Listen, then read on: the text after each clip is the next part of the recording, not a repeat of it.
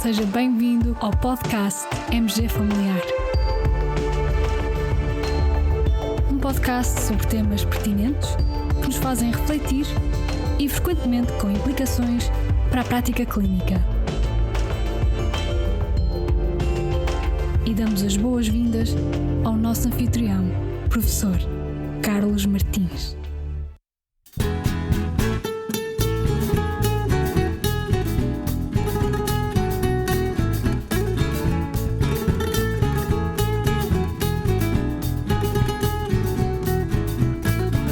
Olá e bem-vindos a mais um episódio do nosso podcast. Hoje vamos abordar um tema muito atual e trazemos um estudo que pela primeira vez traz evidência científica para responder aqui a uma pergunta muito pertinente.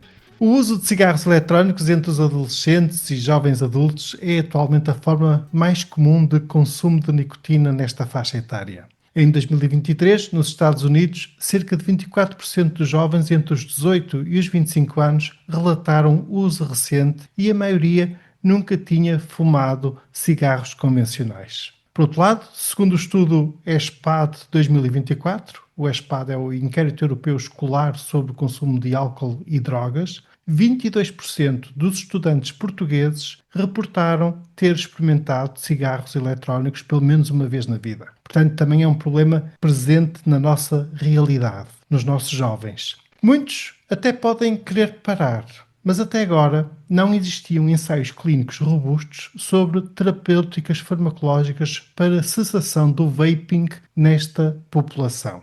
E é neste contexto que surge um ensaio clínico publicado muito recentemente, em abril deste ano, na JAMA, que avaliou a eficácia da vareniclina para ajudar os jovens a deixar de consumir nicotina vaporizada.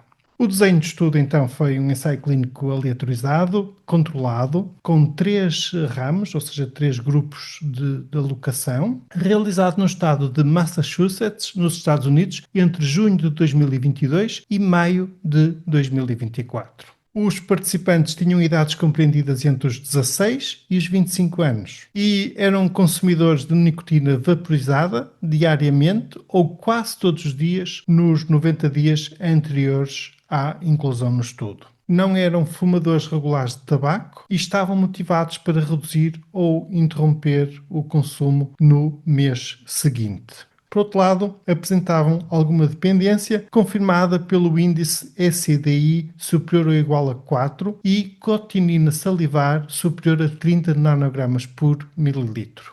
Este índice ECDI, no fundo o ECDI corresponde em inglês à expressão E-Cigarette Dependence Inventory. No fundo isto é um questionário composto por 10 itens, desenvolvido para avaliar a dependência de nicotina associada ao uso de cigarros eletrónicos. E foi validado em estudos com adolescentes e adultos jovens. Cada item é pontuado e o total varia de 0 a 20, sendo que normalmente de 0 a 3 indica que o jovem não tem dependência, 4 a 8 significa que há uma dependência baixa, 9 a 12 uma dependência média e um resultado superior ou igual a 13 significa uma dependência elevada. Neste ensaio clínico que aqui trazemos, o tal ensaio clínico publicado na JAMA, a inclusão exigia ECDI superior ou igual a 4, ou seja, os jovens tinham já pelo menos algum grau de dependência. Por outro lado, foram excluídos jovens com uso recente de farmacoterapia para cessação, também jovens com alguma condição médica instável ou então alguma condição psiquiátrica relevante.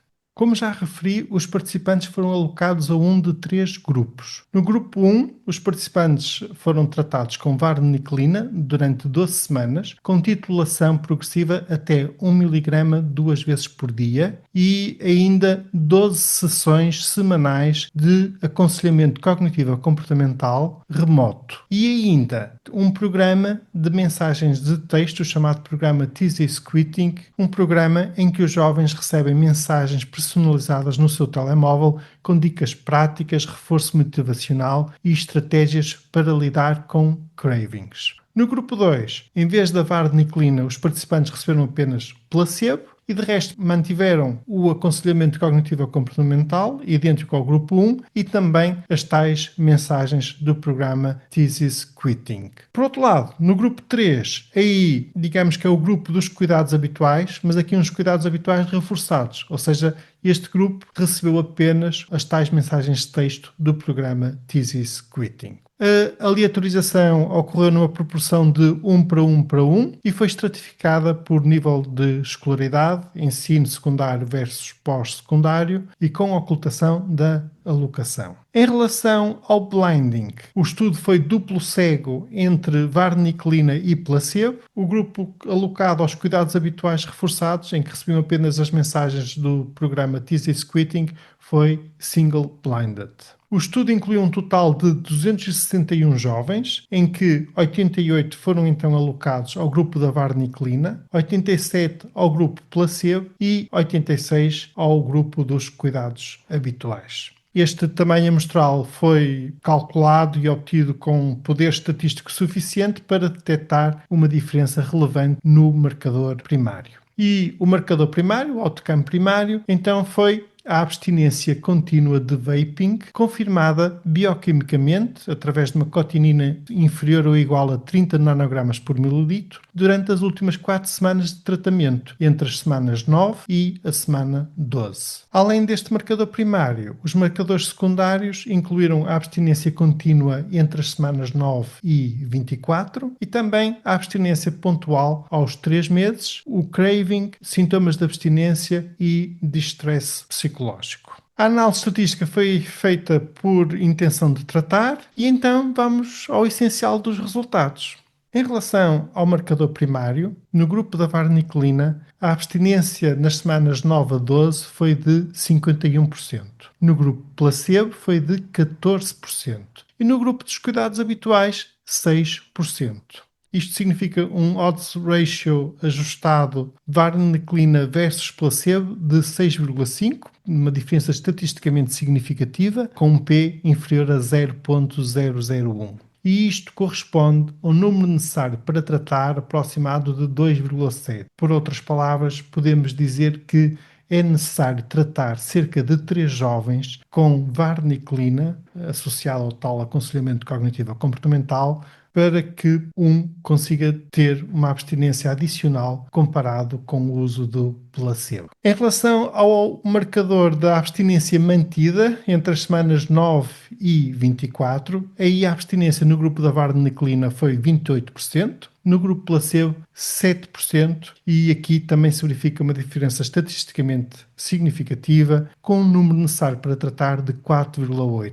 Por outras palavras, para manter a abstinência até às 24 semanas, é necessário tratar 5 jovens para que tenha benefício adicional. Por outro lado, o aconselhamento cognitivo-comportamental isolado associado às tais mensagens de texto, ou seja, aqui o grupo placebo, não foi superior ao grupo dos cuidados habituais. E a adesão ao tratamento foi elevada, 97% dos jovens completaram as 24 semanas. Em termos de efeitos adversos, podemos dizer que foram semelhantes aos descritos noutras populações. 58% dos jovens reportou náuseas, 39% do grupo da vareniclina reportou sonhos vívidos, 31% insónias, e apenas 2% descontinuaram o tratamento por efeitos adversos. Não se verificou nenhum evento grave relacionado com o fármaco, relacionado com o uso da vareniclina. Pois bem, os number needed to treat, o número necessário para tratar, são relativamente baixos e, em jeito de conclusão, podemos dizer que a vareniclina, associada aqui a um aconselhamento cognitivo-comportamental remoto, foi eficaz e foi bem tolerada em jovens com dependência de nicotina vaporizada que queriam deixar de a consumir. Este é o primeiro ensaio clínico a mostrar benefício farmacológico nesta população, portanto é um resultado relevante e um estudo muito relevante nesta área. E apesar destes resultados promissores, há aqui sempre algumas limitações.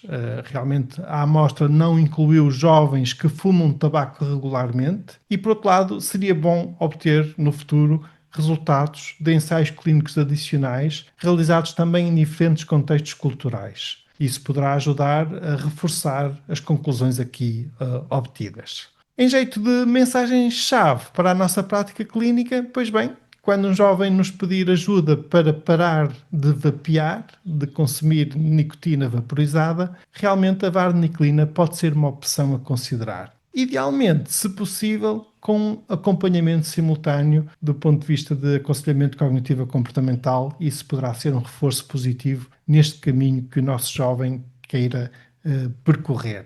Caros colegas, espero que esta informação vos seja útil e pertinente e sirva para ajudarem os vossos pacientes. Entretanto, também aproveito para recordar, este podcast destina-se a médicos e os conteúdos nele partilhados não devem ser usados para decisões individuais sem aconselhamento médico. E, de resto, colegas, muito obrigado por nos ouvirem. Se gostaram, partilhem com os vossos colegas e amigos. Fiquem bem, continuem bem. Até ao próximo episódio.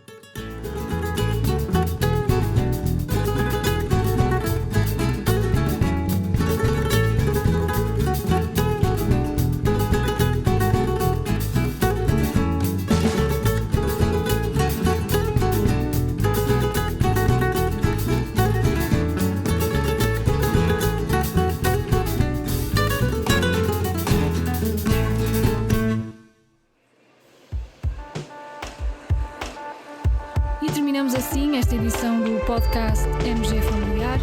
Muito obrigada por nos ouvir. Se desejar completar a sua leitura, muitos dos conteúdos abordados neste podcast estão disponíveis em www.mgfamiliar.net. Até ao próximo episódio.